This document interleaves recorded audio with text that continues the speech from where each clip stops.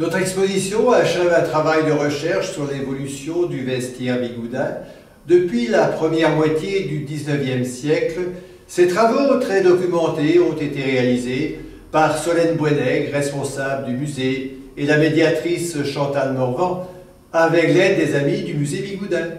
Cette année, nous retraçons l'épopée bigoudaine du prêt-à-porter brodé de la période 1950-1980. Les pulsions d'une nouvelle société se font sentir dans tous les domaines.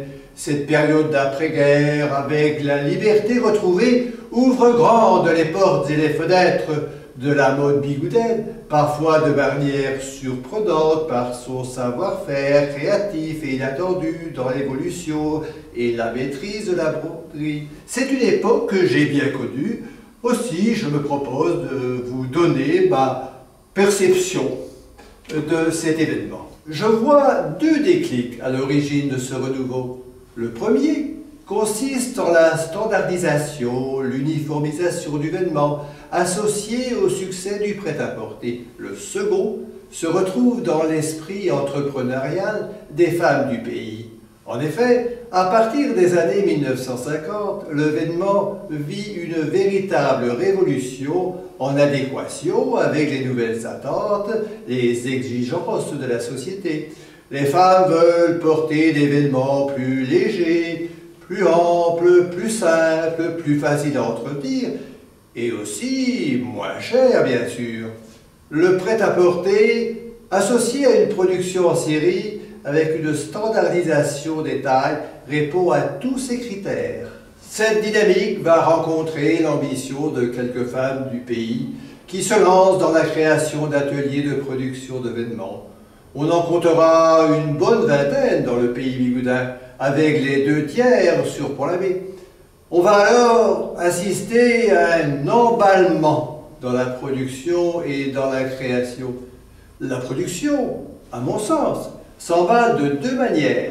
Dans leur sillage, ces entrepreneuses entraînent toute une population. Très vite, c'est tout le pays bigoudin qui se trouve maillé et engagé dans ce mouvement par la complémentarité et la conjugaison de deux statuts, celui des femmes travaillant dans les ateliers et celui de celles œuvrant à domicile. Pour cette dernière, c'était un peu le télétravail avant l'heure. Cela a apporté un complément de revenus ainsi qu'une conscience sociale. J'y vois avec le recul l'affirmation spontanée d'une solide identité. Dans un second temps, la dynamisation de la production consiste dans l'investissement, l'utilisation en nombre de la célèbre machine Cornélie. Elle introduira la volonté de rendement. Elle permettra le développement spectaculaire et diversifié des modèles et de la production. À la production va s'ajouter l'inventivité. En effet, dans la continuité des brodeurs bigoudins d'autrefois, surgit l'idée d'ajouter de la broderie aux vêtements. Cela va en faire toute sa singularité, son originalité, son intérêt et son succès. Bien que les entreprises soient toutes privées, avec le recul, cela me donne le sentiment d'assister à l'éclosion d'un véritable projet de territoire sans égal à l'époque. C'est peut-être l'élu qui parle. Aussi, c'est un véritable feu d'artifice d'habits colorés et brodés qui va sortir des ateliers. Mis à part les ateliers de mineurs, la majorité de la production est à destination des nourrissons et des enfants. Layettes, bonnets, burnous, boléros. Certains confectionnent tout de même des vêtements pour dames, chemisiers, corsages, petits tabliers, comme l'atelier Londin par exemple. L'aspect pratique et confortable du vêtement n'a pas été oublié. Comme le prouve dans les années 50, le succès du Cabig de Lidor, dessiné par René-Yves Reston. Dans ce grand atelier pour la mise, on soigne le processus d'élaboration et l'évolution de la structure du vêtement. Cette période a permis un rayonnement bien au-delà de la Bretagne jusqu'aux commandes de grands couturiers parisiens, par exemple comme Courrèges.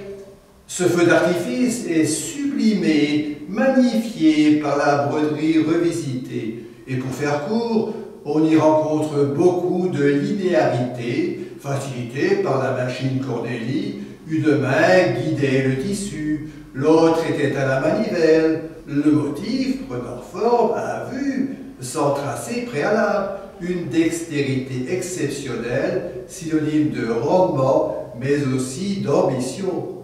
Les cornes de bélier, surmontées de plumes de paon, en forme de demi-roue, apparaissent cependant comme le motif emblématique de cette période.